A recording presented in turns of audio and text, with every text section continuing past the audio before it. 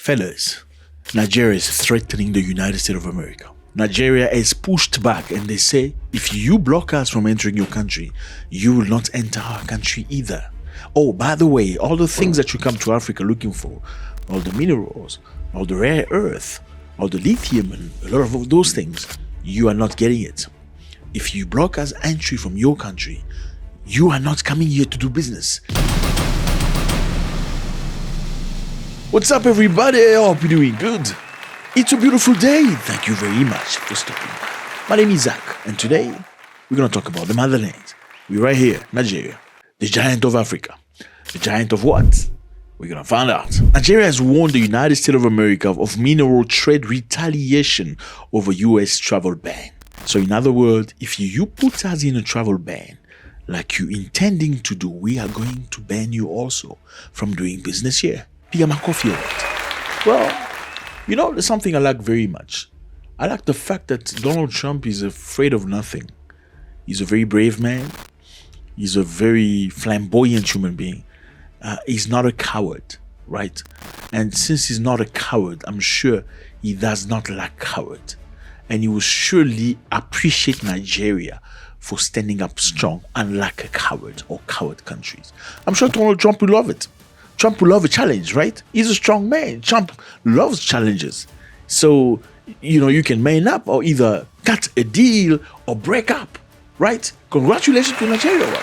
Well, in the context, the US government under President Trump has imposed expanded visa and travel restriction on several countries, with potential inclusion of almost all West African nations, citing concern around document integrity, corruption, and visa overstay.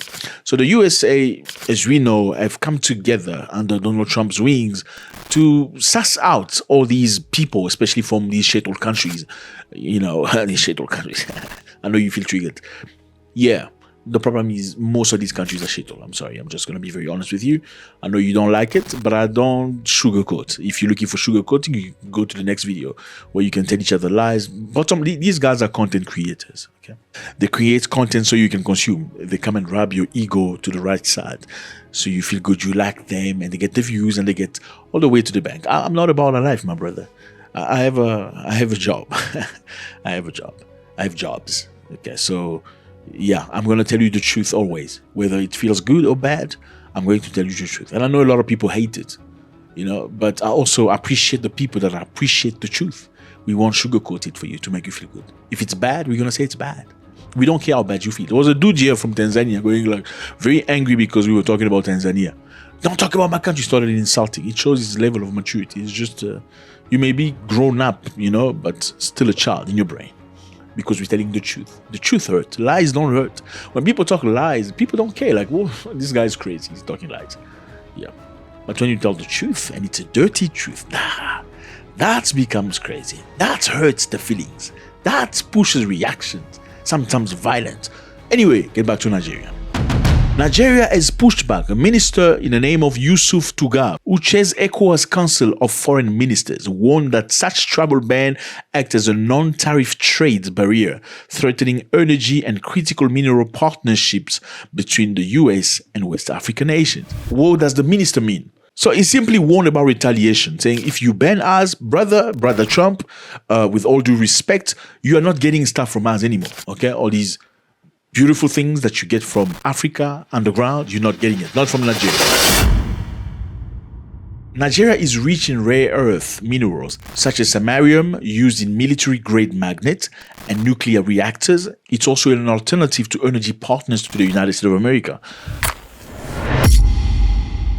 The US is trying to diversify the sources of rare earth, which are very, very important for America's military. Well, Nigeria, as much as many people may not know, a lot of people think Nigeria only has oil. No, Nigeria has a lot of lithium, rare earth element, which the US needs for high-tech manufacturing and defense. Lithium is very important for, energy, for electric cars, for batteries, for powering jet planes. And Nigeria is a key player in this sector. Obviously, the US is fighting very hard to stay on top. There's China and Russia that are coming behind. It's actually in their benefit to have as much contract with various countries as possible. But then what I find very interesting is you need people, but you're banning them from coming into your country. Like, I need you, but okay, I'm going to make you feel like you need me more than I need you. Matter of fact, I need your stuff, but don't come into my country. So what does that even mean? Is that bullying or what? But you must remember here again, fellas, that Donald Trump is a big negotiator. In the way he operates in most cases is he hits you with a threat. Once you jump up, then you negotiate. He's done that many times. Look at what he did with Lesotho. Hit Lesotho with 50% trade. Lesotho was like, oh. They say, okay, you guys are not listening. Then Lesotho went back to the US and said, sorry, okay, you can come. You can bring Starlink. It's okay. Even though we said earlier you have to pay 30% equity, you don't have to pay anymore. You can come. He did the same with South Africa, okay? Even lied saying that there's genocide happening in South Africa. I mean, there are people dying in South Africa. There's no doubt about that. But a genocide, go check the definition. I don't think there's genocide in South Africa. Terrible things are happening in South Africa.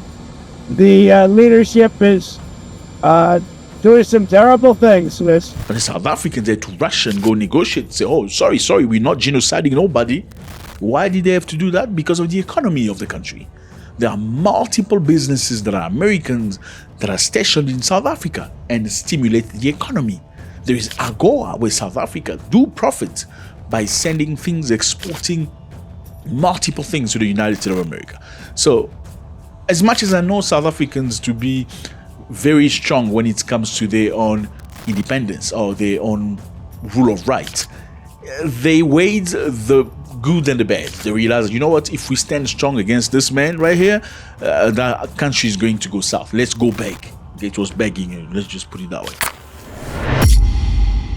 The Nigerian minister said, if you do that, you're not going to access our stuff. Do you think he did that by himself without checking with the president? Do you think the Nigerian minister just spoke by himself without checking with the president? Absolutely not. He's going to be chased out of the office and his family will go suffering. Imagine all the prayers and the fasting they've been through to get into that government position. That's what a lot of Africans do. Before they get into government position, they will go fasting and praying. They'll become real Christians for some time until they get into government. Then they start showing you their real face. They don't greet you anymore. They don't look at you. You look like you're a piece of nonsense. Like, what kind of peasant are you? But you were neighbors. You used to give them some money and stuff to buy bread for the kids before they went to school. Sometimes you gave them a lift. Please take my kids to school. But once they become member of the government, usually it's because, the man on top is from their tribe. Usually. Anyway, get back on track. Now, let me just remind you here that the United States of America has banned many countries from going to the US, and they are proposing another list of many other countries. Among 36 different countries, about 25 are Africans. Let me just cite you some of the countries that's been banned and the reasons very quickly. We have Chad. The reason cited is for high visa overstay. So Chadians, according to the US government, stay too much in the US. They don't go back to the country. And the USA say, okay, well, your people have blatant disregard of US immigration law. Response from the Chadian government, they say, you know what, you suspended our visa for our citizen.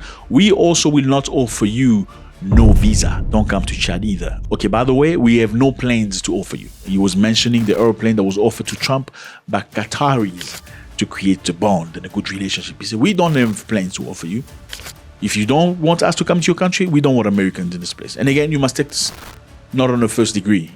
African Americans. When he says we don't want Americans to come here, they're not targeting you. Okay, you're not the problem. Sometimes, because I saw somebody in the comment section very irritated. Why is he saying that we don't even dream of going to Chad? Well, you don't dream of that. There are some of the brothers that want to go see Chad, and it's not directed to you. It's politics. They have to stay strong, or at least look strong. The other country that was banned is Congo Brazzaville. Right here, as you can see, they say high visa overstay. So as you can see, this means a lot of Congolese from Brazzaville, they go to the US, they don't come back. The other country name was Equatorial Guinea. Reason, high visa overstay. Eritrea. Reason was failure to share criminal record and refusal to accept US deportees and high visa overstay. So they refused to take their own people back when they were deported, and they stayed way too much in the US. Please don't come.